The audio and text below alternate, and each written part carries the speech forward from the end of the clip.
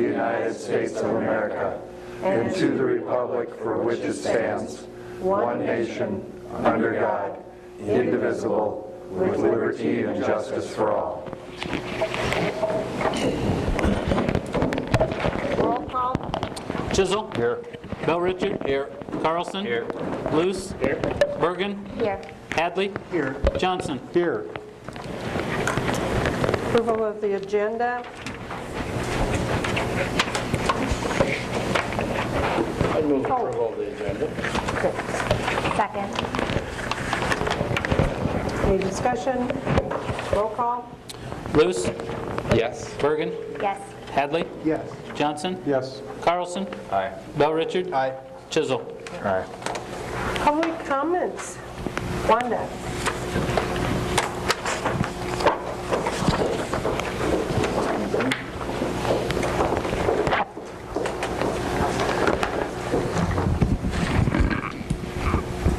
Okay. This works good. You should all have in front of you the treasurer's report for October. I am not going to belabor that too much. You can look it over at your leisure, and if you have any questions, just give me a call. Just a couple comments about your budget to date. So far, items not budgeted that have come up are $20,000 for your telecommunications utility that you approved. We had some expenses for well number 6 in the water department. We had some problems there. That came to about $41,250 for those repairs. Of that, there is some insurance reimbursement of about $12,000. There's been numerous street lights and signals that have been hit. Again, I think there'll be some reimbursement for that, but there's some expense that is associated with that. We had a compliance issue that we had to deal with that was about a $30,000 expense. So the cities had to pay that, and then it'll go in the taxes and be paid over a 10-year period. Again, that was something not budgeted, but it will come back to us eventually. And then the flood to date that was not budgeted in this fiscal year was about $90,000 to finish up that flood project, the Doug Road. 90, yep. So those are just a few things that have come up to date. Okay, and if you remember back at budget time, we talked about some expenses at the library that were coming up and some expenses at the water department with some of our tanks, and a few other things that we thought we might have to do a small bond issue for. So we've kind of put together a list here.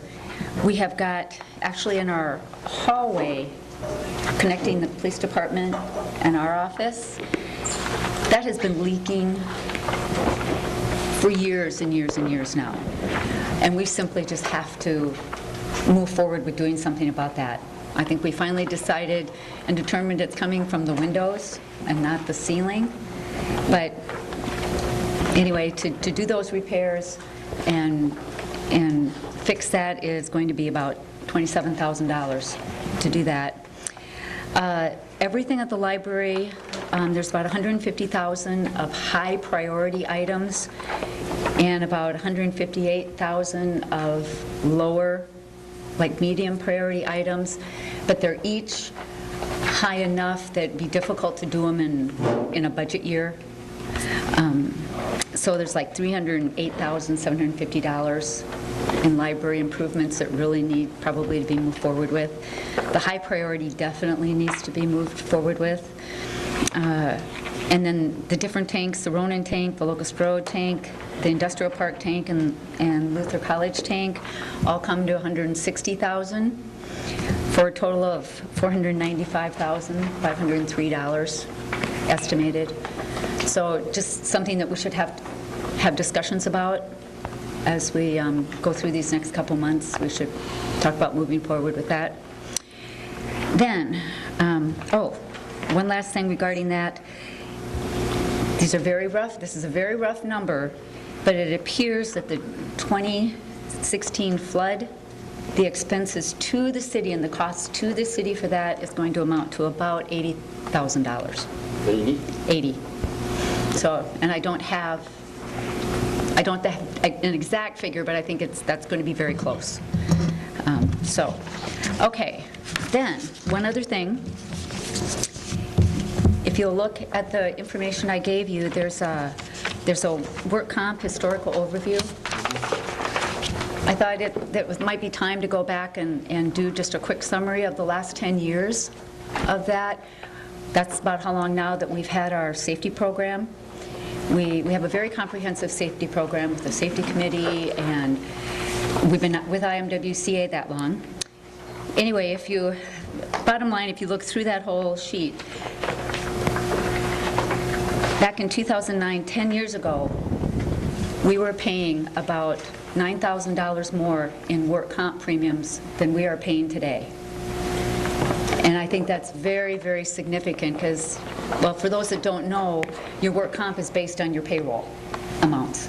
So obviously your payrolls have gone up in the last 10 years considerably, and yet your work comp expenses have gone down.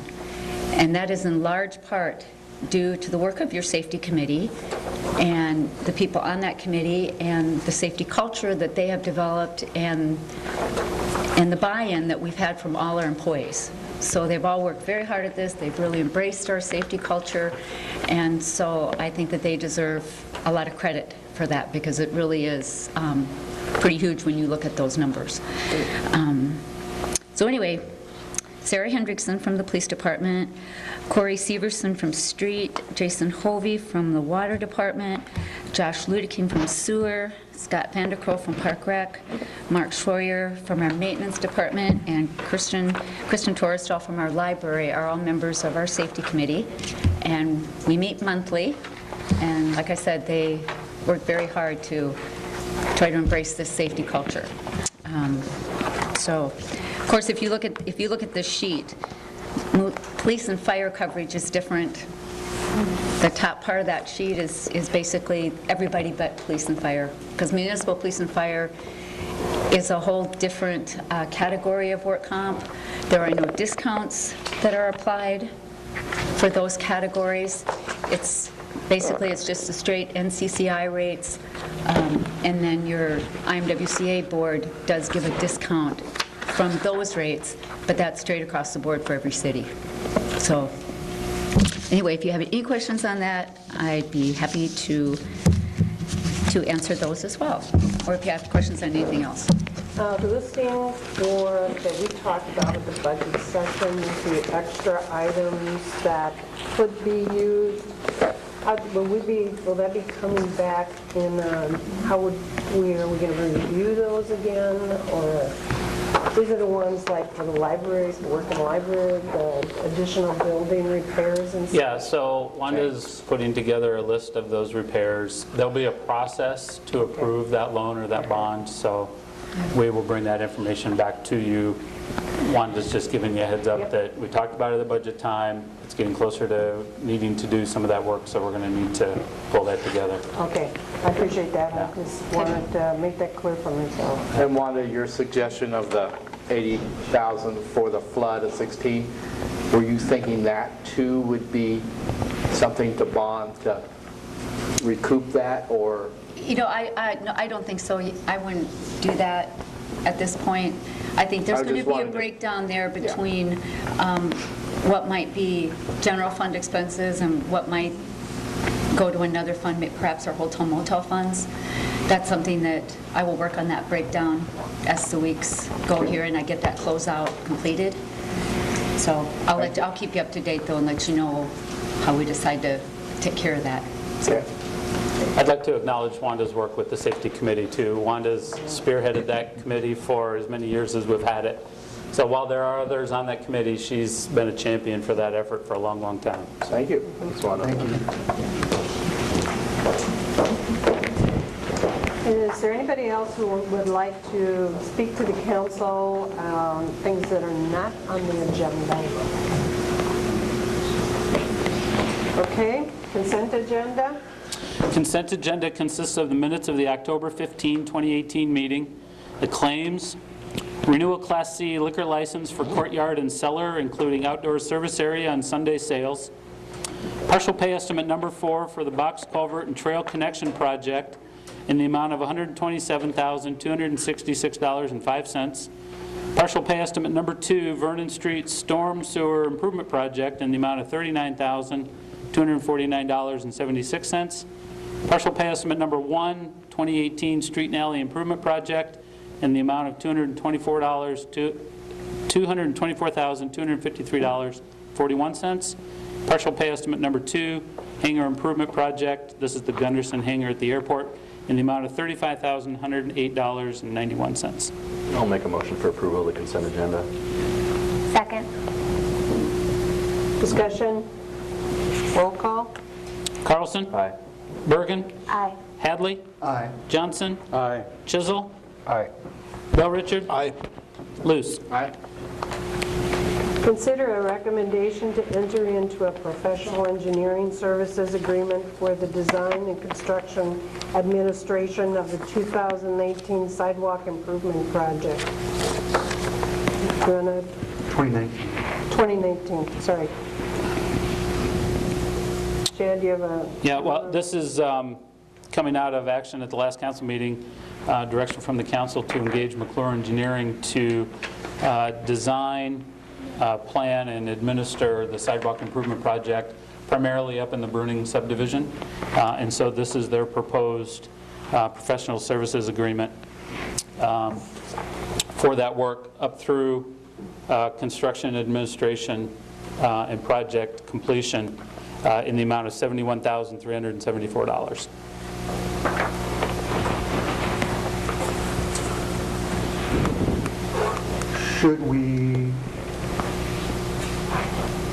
Would this be something that could also be done in conjunction with a potential hire that would reduce the overhead at all? It could. I'd be a little concerned about timing, depending on when we would get a new hire in and how much time we might lose getting that person up to speed on this project. We have some pretty good momentum with McClure. But it maybe is an opportunity to, engage the new hire in some of that construction administration, some of that work later once we're actually under construction to reduce some of those costs. It might be an option. So is this what we're paying them up front, or is this an estimated cost of the project? This is an estimated cost. It's kind of it's almost a menu item. You saw the checklist of the different things. So the less that... Less they do, the less it costs. Right. Yeah.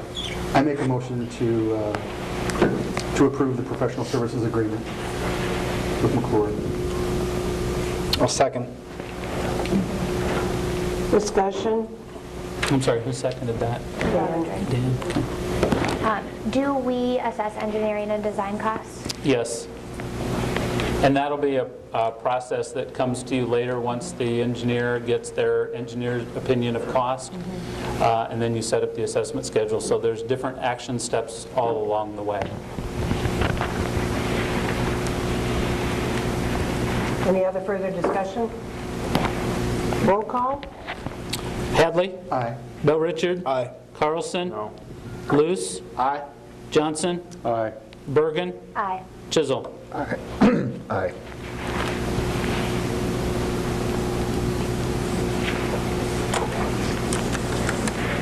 Consider ordinance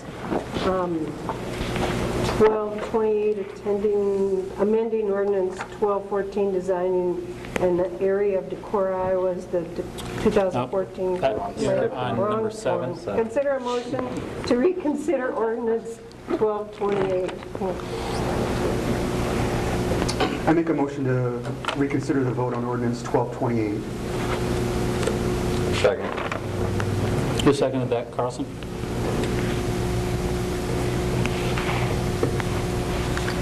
Discussion. I've had some conversations with WCDI and core jobs that have compelled me to change my opinion on the eco development project at this point. I appreciated the feedback that we got from Jeremy on the pricing structure and the affordability of the development. And as such, I feel like it's a good partnership. Agreed. My concern has been the tax abatement and how large it is. There was the negotiation for including the LMI units. I didn't have as much information as I needed to really understand what type of financial contribution that would essentially be from Echo Development. And so since getting that information has helped in considering this project. I will just go on record as saying I still think this is a improper location. It's a business park. We fought hard to get a business park established in the community. We're finally getting traction with filling it with businesses. I'm not denying that we don't need housing in town, but in a housing development with connectivity to the community would be a lot better.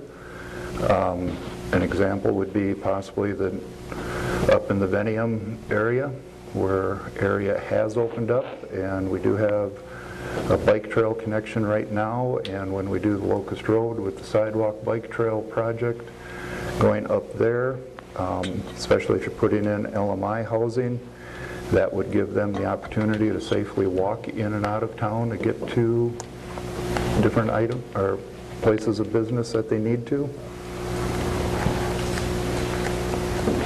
And I think those are all valid points, Randy. I think part of the thinking as far as the specific location is there can be benefits to mixed use where housing could help bring in other businesses. So I'm less concerned about that, and for the fact that we have not had this type of development for some time. It's, get something going. So. But that being said, having that area,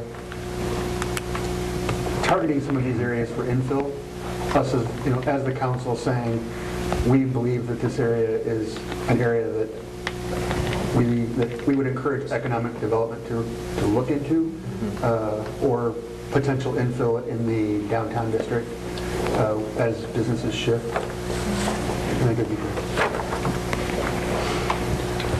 Any further discussion? Roll call. So I would just add that this item is coming back on a motion by Hadley and a second by Carlson as two members of the council that voted on the prevailing side to deny the ordinance the last time. So they're making a motion to reconsider under the council's rules. Motion to reconsider, a member who voted on the prevailing can bring back, just so everybody understands that. So we have a motion by Hadley and a second by Carlson. I'll read the roll. Hadley? Aye. Carlson? Aye. Luce? Aye. Bell Richard? Aye. Chisel? No. Bergen? Aye. And Johnson? Aye. Motion pass. Okay, now 8. Consider ordinance 1228, amending ordinance 1214, designating an area of Decorah, Iowa as the 2014 Decorah Housing Urban Revitalization Area. First reading. And so again, just to refresh, this ordinance establishes the newly defined district. It amends the city's current residential tax abatement program, but also provides more specific language for this project only in the Decorah Airport Business Park Renewal District. And that's the essence of this ordinance. I move for approval of ordinance 1228. Second. Discussion. Roll call. Johnson? Aye. Luce? Aye. Carlson? Aye. Bell Richard? Aye. Chisel? No. Bergen? Aye. Hadley? Aye.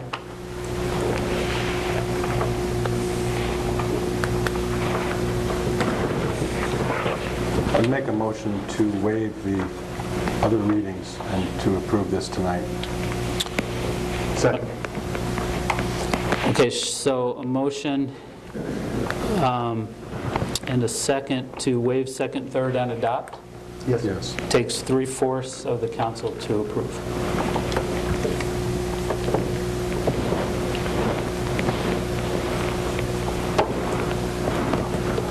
Do we have a, you made a motion, do we have a second? made a Motion and a second. Okay. I think it makes sense to go ahead and move along as we've delayed a little bit already. So this is just making amends for what we made amends for. I disagree. I mean, they're not going to start construction this year. But the public, now that the Menards issue is off the table, this clears things up a little bit. There was some confusion that they're possibly tied together. I think we ought to let the public speak at the next meeting and let their voices be heard. Any further discussion? Have you received comments at City Hall regarding this, Chad? Other than the typical ones after the last meeting, expressing surprise that where the first reading had been approved and the second was denied, what happened, what was going on, what was the council looking for, those types of questions. But not in opposition? No. Okay. So essentially, this is the third reading anyway, effectively. Since we already had a first and last time with a second. Any further discussion? Roll call.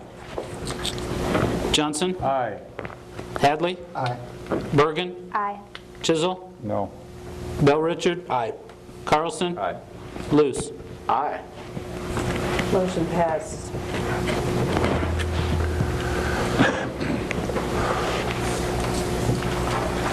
Okay, consider approval and certification of 2018 residential tax abatement applications. We've got a listing there.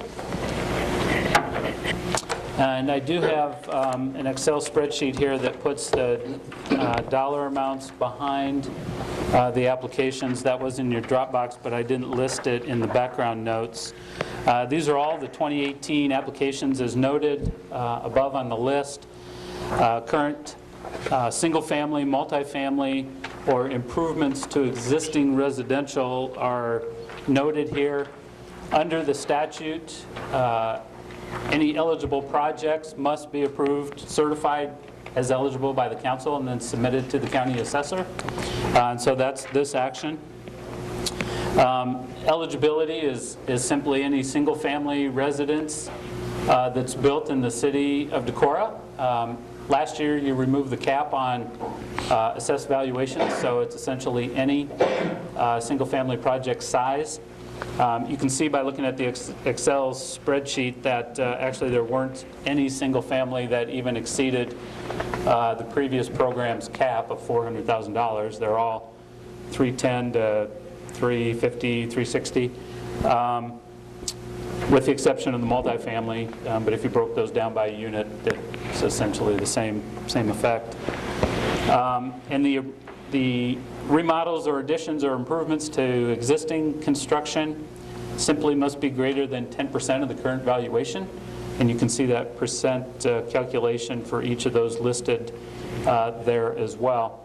It should be noted too, and we do work with the applicants on this, that work done to a home, while certainly increases the curb appeal or the market value of a home, it doesn't necessarily equate to assessed valuation increases. Those ultimately are left to the county assessor to determine. So for example, the first one there, added value of $270,000 to a $415,000 home. It's up to the county assessor to determine that actual value added from a taxable valuation standpoint. And again, the applicants know that going into this process. So with that, we present these to the council for certification. I believe you can certify all of them, both single family and improvements under one simple motion. I have a question. So like, for instance, number 4, currently that's stating 11.9% increase in value. Mm-hmm. So if that is not assessed at that 10% rate, what is the process? I mean, from there, does the city get a notification, or how does it work? The assessor would kick it back. He and I would have a conversation about what is or isn't included there. He understands what the program is meant to do, which is to get people to improve their homes or build homes. So he tries to work with them. But if it's not there, it's not there, and it won't be eligible. That one's pretty close to the line, so we'll have to see what he thinks on that. Now, that one was a basement addition, basement build-out, so chances are that one probably would meet it. If somebody just simply improved their kitchen, new siding, windows, and shingles, might be questionable as to whether those add taxable value. Again, they certainly add market value, Right. but they may not add taxable value. Chad, can you just remind me of the timeline for this? So these are projects that have happened since January 1. They've been completed since January They've been 1. completed, so Right. irregardless of start date. Right. Okay. Because what has to happen is that they have to be certified to the county assessor before January 1, before he makes that new assessment on January 1 for the next tax year. So even if they took out a building permit, and some of these did, in late 17, they weren't provided any new assessment on January 1 of 18 because the work wasn't done. So it's eligibility after the work is done and filed to the county assessor for the next assessment cycle. And then are there others that are needed, the application has been made and they're working on it, but anticipated completion date is? Right, so I went back and looked today, actually, and there's 6 building permits that are not listed here that have been issued through 2018. 2 of them were, one was issued in August and one was issued in October of 2018, so obviously they're not done. The others, well, a couple of them were the Eastern Star projects too, and those aren't done either. So they'll apply when they're done. It'll be into 19, so they're just not on this list. Does that make sense?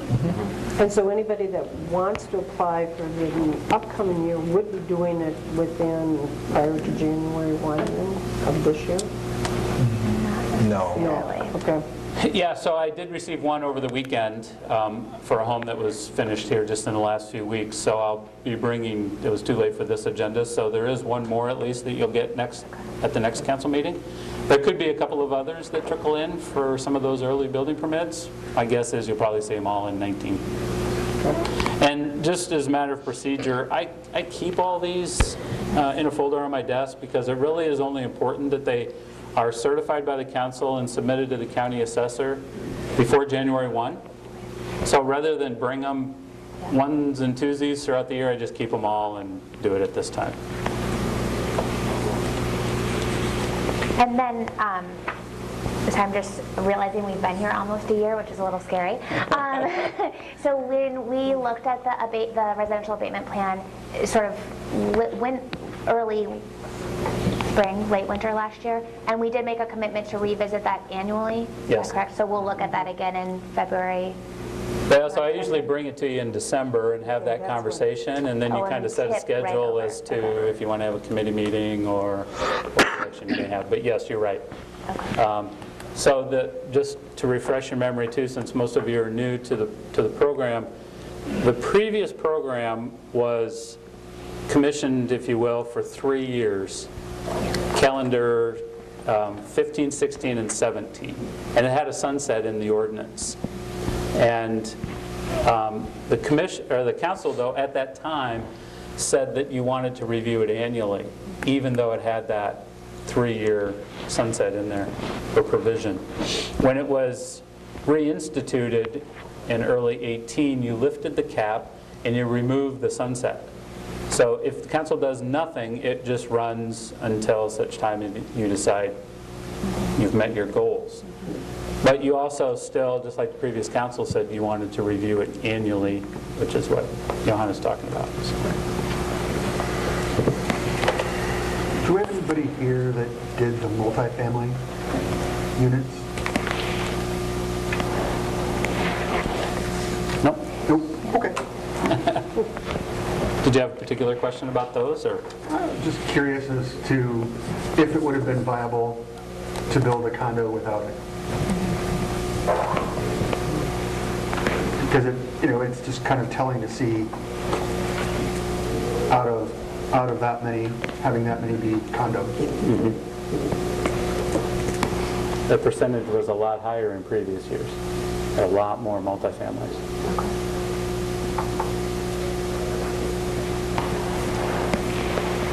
Okay, so we're looking for... I'd move approval and certification of the 2018 residential tax abatement applications. Second. Any further discussion? Roll call? Luce? Aye. Hadley? Aye. Bergen? Aye. Chisel? Aye. Bell Richard? Aye. Johnson? Aye. Carlson? Aye.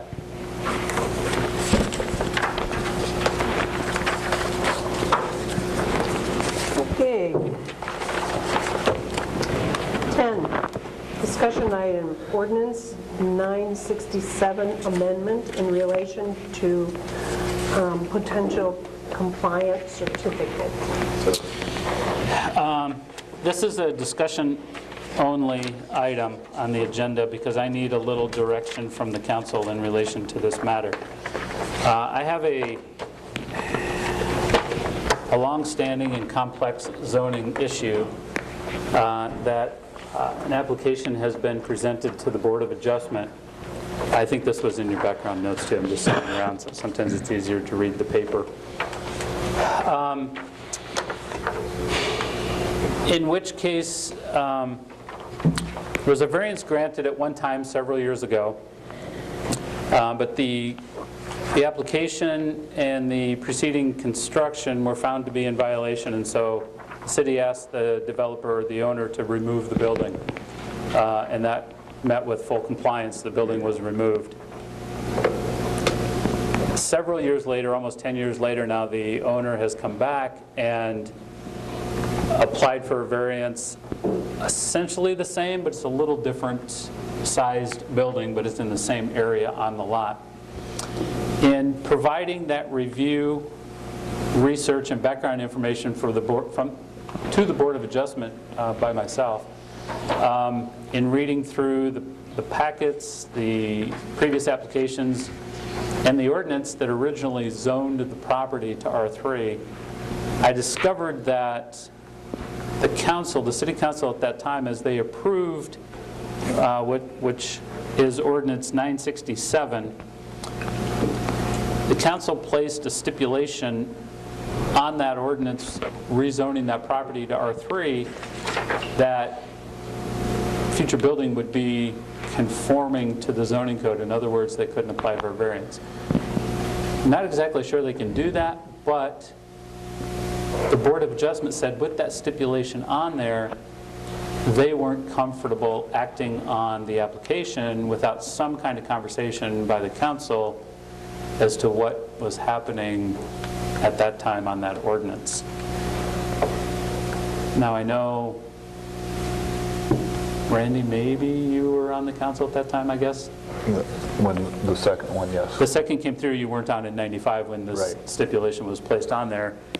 I understand you don't have background, but I need to get some direction here as to your thoughts and feelings on at least as much as you know now, and ultimately maybe this is a referral to Economic Development Committee for a little more discussion on the issue, but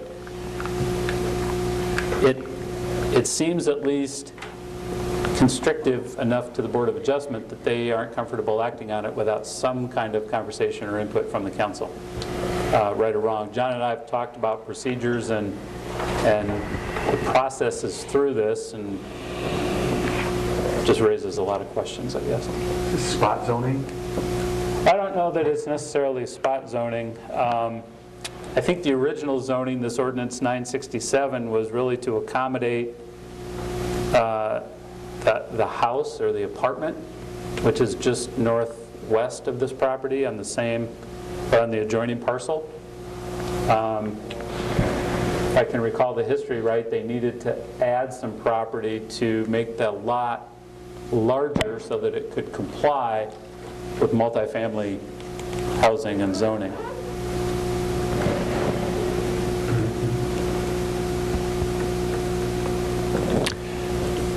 Questions? So that section labeled R3 is what was added? Yeah, so the top map on this handout is actually a snapshot from the Beacon site, the county's GIS site, and it actually has the two zoning districts reversed, and so the bottom picture shows our zoning map, which is the correct legal document, but it is that box, Steve, in blue on the top that has the R3 moniker in it. It is that parcel that we're talking about. That's the one, the application on the variances? Yes. And it's on that site that the applicant wishes to construct a storage shed that would be inconsistent with the zoning codes in the R3. Both for a setback and due to size? Setback and height restrictions. I believe the application calls for a 1-foot setback. And there are residents that are, have you had comments from, there's another residence on that block, is that correct? Yes, I've had contact from an adjoining property owner who is not in favor of the application. I guess the tricky part, or what I would caution the council on, is that any variance is solely granted by the Board of Adjustment without input from any other board or this body. At issue, though, is this stipulation that the council seems to have put on the zoning. This is the same council that approves subdivisions without sidewalks? Well, I guess I can't. So, I mean, If I remember, when this came up last time, because a variance had been granted on the first building, the Board of Adjustment and the council didn't think a second variance was warranted, if I remember correctly. when you say the first building, which, Yes, yeah, variance was granted for this? for that, and then they wanted a variance there, and that's what caused the concern between Board of Adjustment and council. So that would be roughly 10 years ago that that took place, or? I don't think it was quite 10, But, so there was no variance granted for the second building. for the second building? Because a variance had already been granted to build the first one. John, what do you think? Well, like Chad said, there's a fine line here. The board or the council can't grant a variance, but I think it's valid to ask what the council's thoughts are on potentially this could be a rezoning question. I mean, it's kind of a strange situation here, but the council appears to have put this condition on granting the zoning the first time. I guess that's a valid question for the city council, not necessarily to decide tonight, but to give some feedback on, do you want to revisit that condition? And John, would we revisit it because we would question whether they had the authority to do so, or would we revisit because we may disagree with that decision?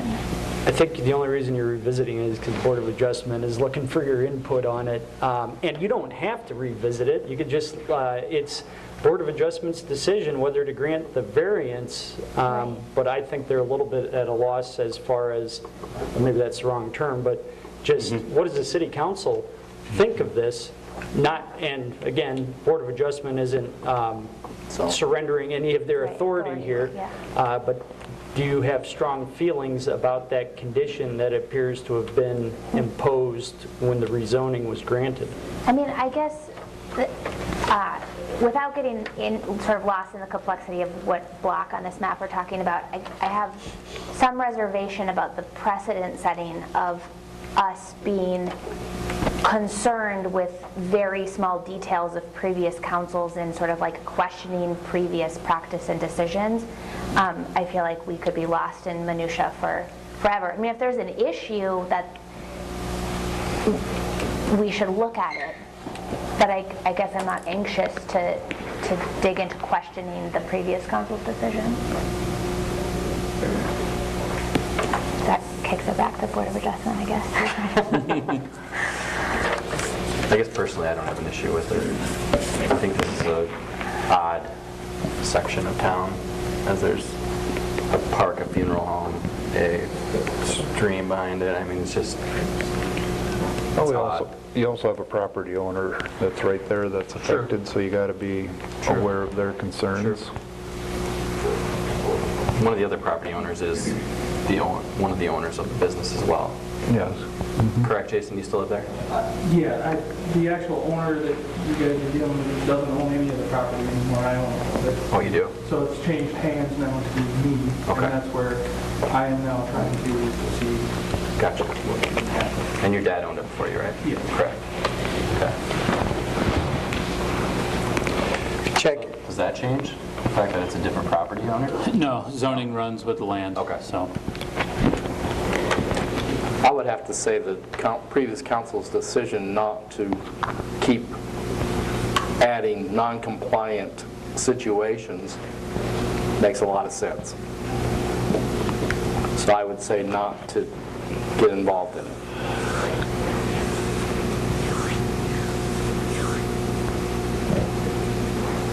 I agree with Steve.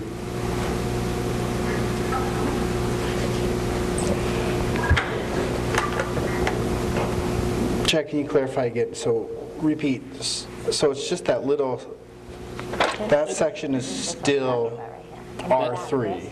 it is R3, even though it's shown blue on the top map, right? And the reasoning for not rezoning that to, it would have been M2, is what the blue is that correct? Yeah, so I haven't gone back any further than 95 to find out why it was rezoned, although I suspect it was because they needed that property in R3 to go with the apartments, the house right next door to the left or to the west. To the left, right? Okay.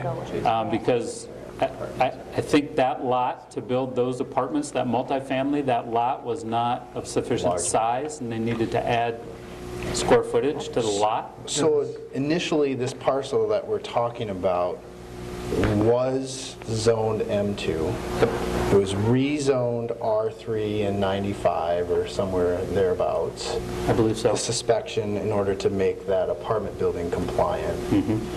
And then it was not requested to be rezoned, but there was an application to put a building on there with no 10 years ago? Yeah, right, yes. With no variances? No, there was, There were variances that were granted. approved. Yep. But then the actual construction was different than what those variances allowed for. Something like that. And then that was torn down. Yep.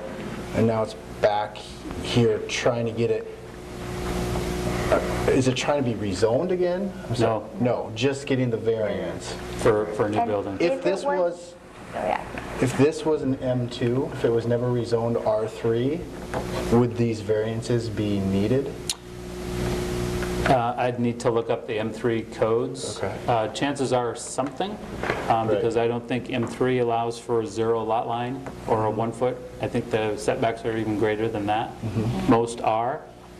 Usually the only ones that don't have a setback are in the, like C3, commercial downtown, because when you have buildings adjoining, you can't have a setback, right? So I think most other, without looking it up, most other have a setback. Okay. Did you pull it up? I think, thank you for the exposure, but zoning is zoning, and I don't want to touch it.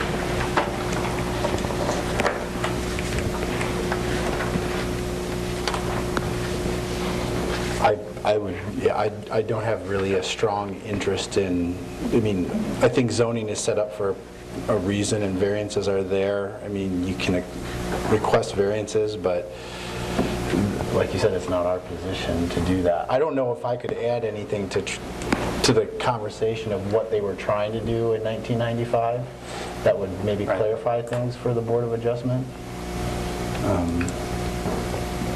Or I think the question is, would you consider lifting the stipulation that no variances would be granted, if I understand the stipulation? And I think that's ultimately the question to you. Didn't you say that was kind of a gray area, though, as far as whether or not they can hold a future council to that? Well, more of a gray area, I think, as to whether you can even put a stipulation on zoning like that without due process. Right? Now, we don't know all the background from the minutes. We only know what we know. But I was going to say, if it's, for argument's sake, let's say the stipulation's valid, it would take city council action to lift that stipulation, arguably. It is a gray area, but I think it goes back to Board of Adjustment inquiring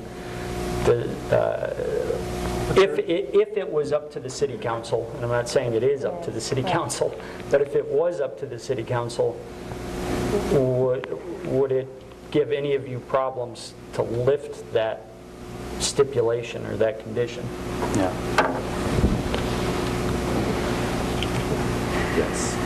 I mean, for me, without being there when the stipulation was put on, I don't feel like I really have the knowledge or right to lift it, I guess, without having more information on to why it was put there in the first place. It's all speculation, so. Could we get more information from Yeah, we can try to Dry? I guess talk to previous council members or find that information if it's in the notes or?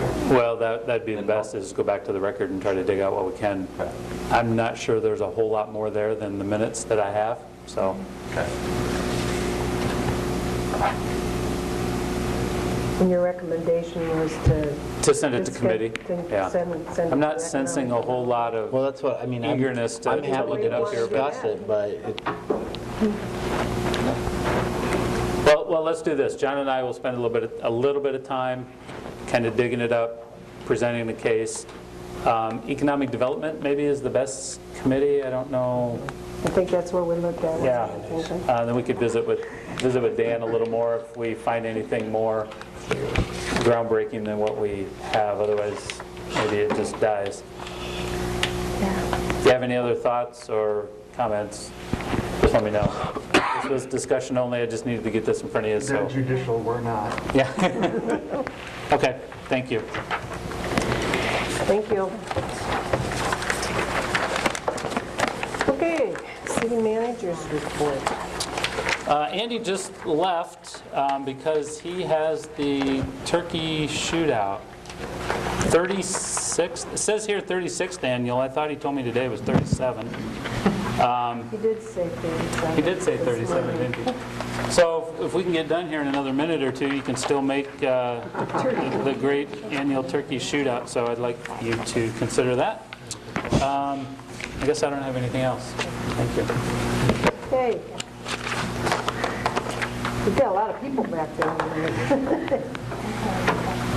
I'd just like to thank our friends Craig Cleffish and Dustin Mose of Alliant Energy for their recent help relocating a storm siren from the Decorah property over to Mill Street, a new location. Alliant provided a pole and the labor and equipment to remove that and relocate that at no expense to the city. So their partnership was greatly appreciated. Thank you very much. why was it relocated? Deco is taking down an old well building in their parking lot. The siren was located next to that building. I think they want to expand their parking in the way. I just want to acknowledge Chief Nixon and the department for giving us traffic count and speed numbers on Hively as well. If any of you guys are interested in seeing it, it's pretty telling. It's a very heavily trafficked road, and despite feeling like it's fast, the speeds aren't excessive. So thank you. I just want to give you a quick update on our biosolids program. When we get total suspended solids entering the plant, we run them through a heated digester that's at 100 degrees.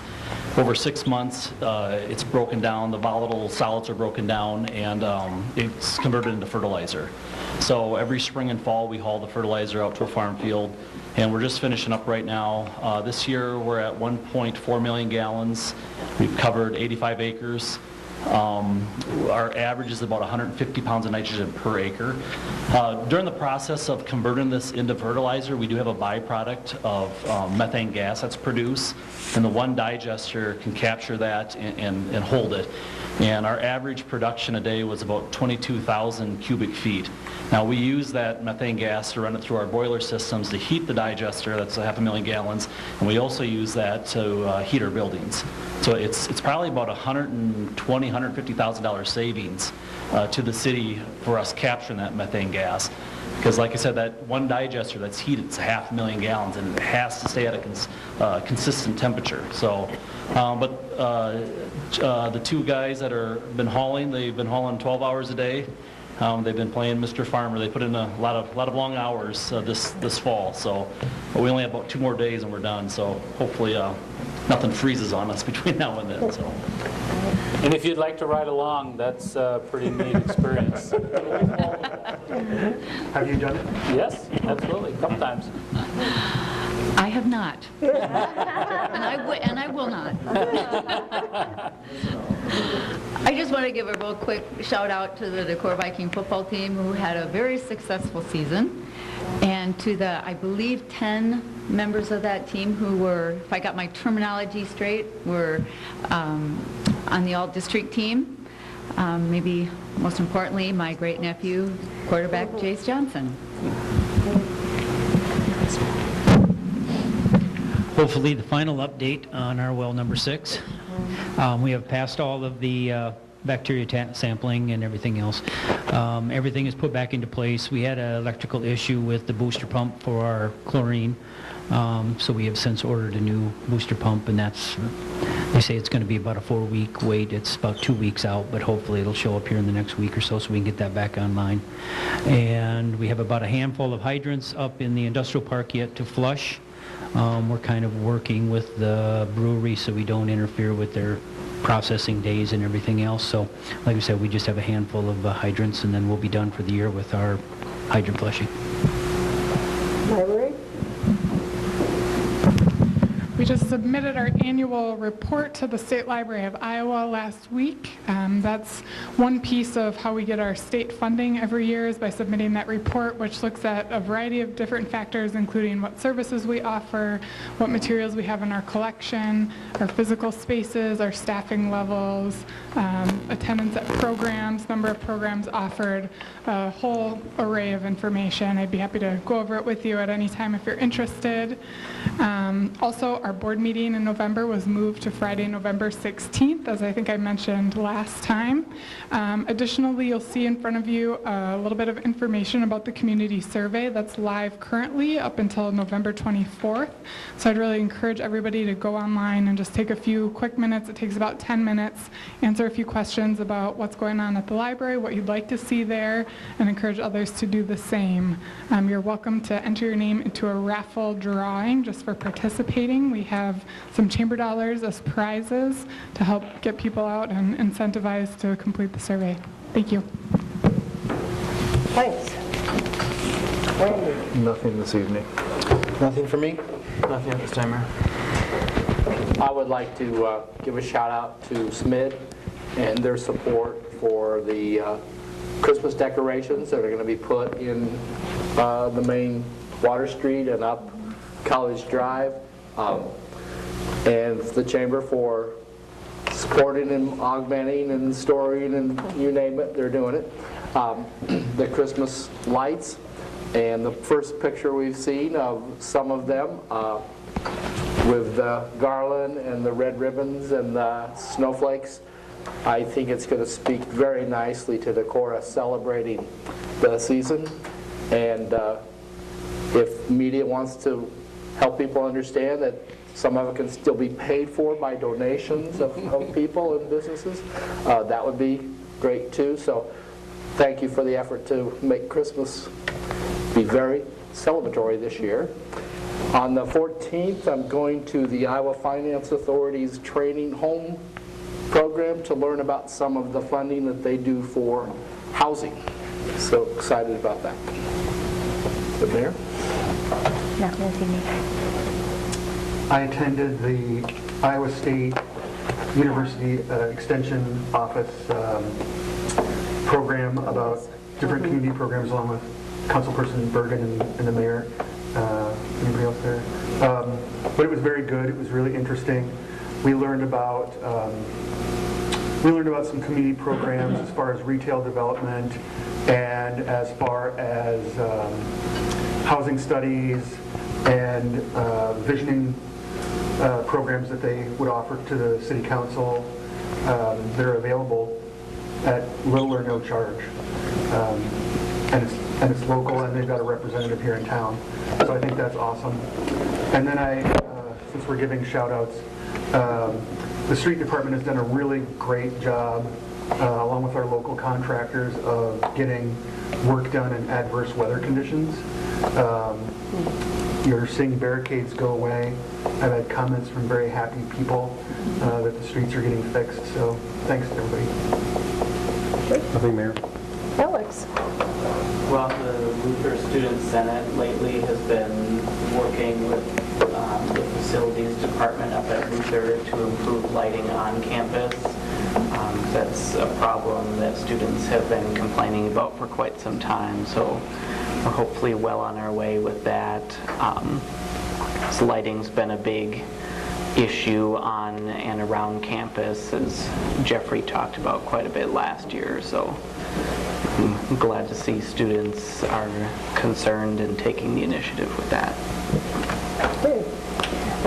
Christmas must be in the air. I think people were putting up holiday lights, magical lights. I hope they got magically up. So I don't know if they got done or not, but I knew there were a lot of people.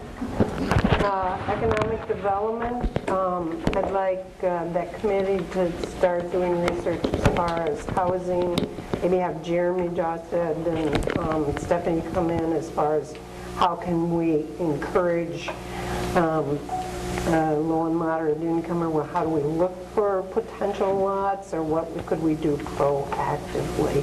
But they may have some ideas as far as that's concerned, and perhaps I'm going to be going to the workshop with him also, but I'd like to be able to start considering what type of things that we could encourage that type of growth. That's a pretty broad... You could join the rest of the nation in that discussion. That's right.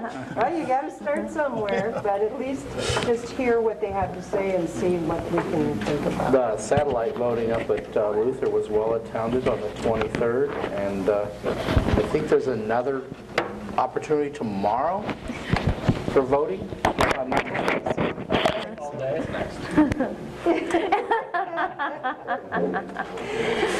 If there's nothing further, So moved.